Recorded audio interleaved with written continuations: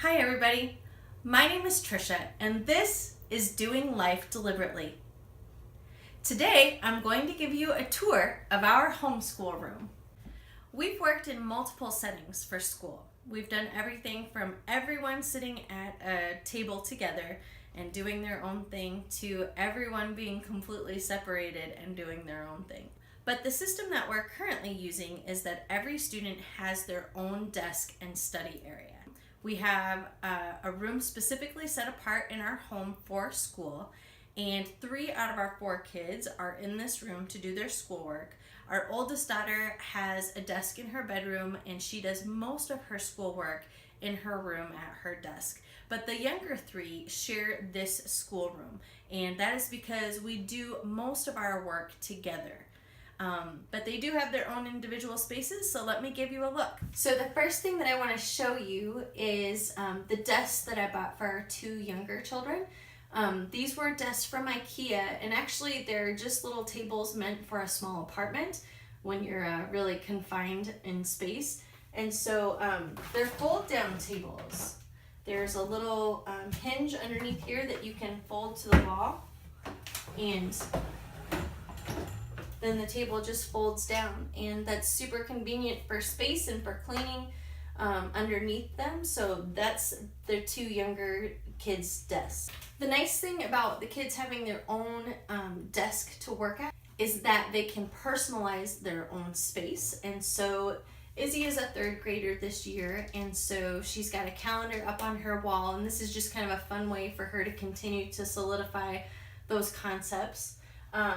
Each of the kids has their own basket, and this is just a cheap wire basket. I think I got it at the dollar area at Target, and this is where they put their completed assignments, things that need to be put in their binders and stored away after they're done with their work. Each of the kids has their own place to put their books and their binders and assignment book. And so this is Izzy's storage area. Gideon has his own space and desk. He's got a shelf on the bookshelf there for his items, and then there's some different literature books for the kids to read. I've got some teachers' books on the bottom. And then the upper 2 shelves are for shared resources like markers and pencils and scissors and tape and all that sort of thing. Clearly labeled so the kids know exactly where to find them. I have a world map on our wall and some Spanish words. You can see a schedule there. And then over in this corner is our second oldest daughter. This is her desk, and she's got a shelf where she keeps her binders and books, a couple drawers for odds and ends. I keep science lab materials in the closet and just a few more odds and ends, snap circuits and a telescope.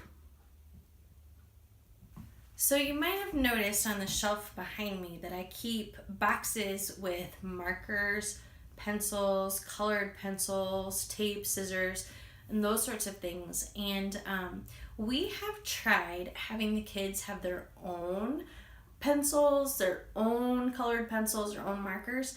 And what we found was there was a lot of fighting back and forth. This is mine. No, this is mine. That's mine. No, that was mine.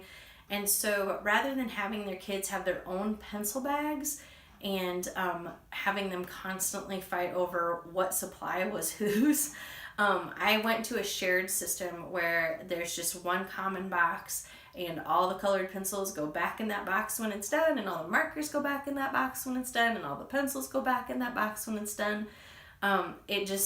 It brought a lot of fighting to a halt.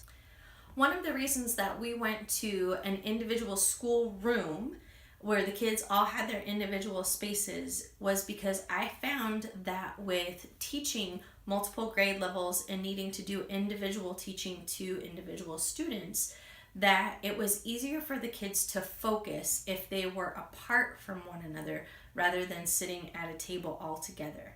Now, having a shared table is awesome when you're doing a unit study and you've got all the kids together.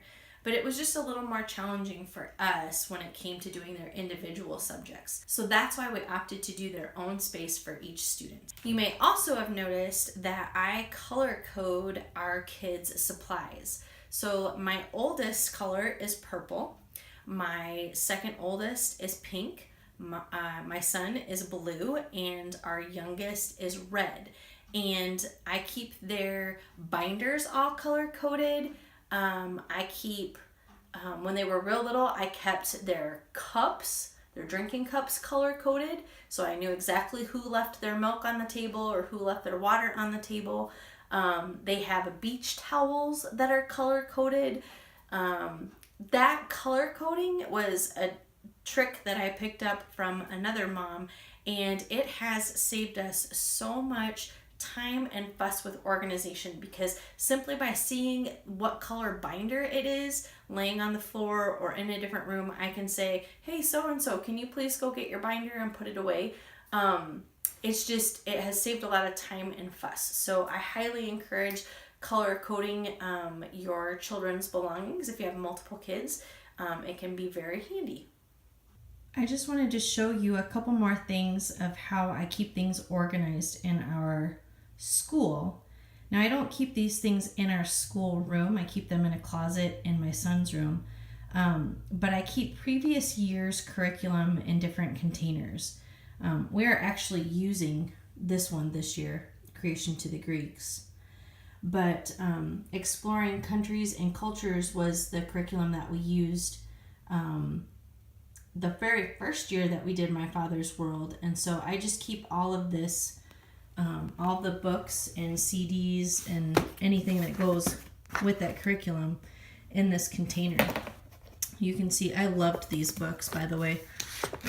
If you have never read any of these YWAM Christian Heroes Then and Now books, they're fantastic. You must read them. But anyway, here's all the curriculum for Exploring Countries and Cultures. And I just keep it stored away for the next time we'll use it. Another thing that I have done to keep things organized is this past summer, I shared with you earlier that I keep our children's things color coded, and I couldn't find the exact colors for our kids, but I marked and labeled each of these expanding folders to keep their old schoolwork. I didn't want to keep everything because it just accumulates so fast. But these expanding folders will allow me to keep samples of the kids' schoolwork from each grade. And Hannah's is pretty heavy now, and Izzy's is pretty light because she's just a third grader. But this has been a nice way just to organize their stuff. And you can see how I divided it up by grade in here. The other thing I do is I store in bins the previous 2 years' schoolwork. Now, up until this past summer, I had all of their years of schoolwork. So that's 9 years worth of schoolwork. But I had read on the HSLDA website, Homeschool Legal Defense Association, they recommended keeping the previous 2 years worth of schoolwork, just so that you can prove what your children have gone through, what they've completed. So that's what I've done. I keep these 2 bins in the closet, and this summer I'll clean out another bin and put this past year's work in it. Well, that's it for today's tour. I hope that you found this video to be interesting or helpful. If you did, please give us a thumbs up, share it with your friends, and don't forget to hit subscribe. We would love to have you join our community. If you have your own suggestions for how you've set up your schoolroom, please leave them in the comments section below. We would love to hear from you, and the rest of the Doing Life Deliberately community would love to hear from you as well. Thanks for joining us today. We'll see you soon.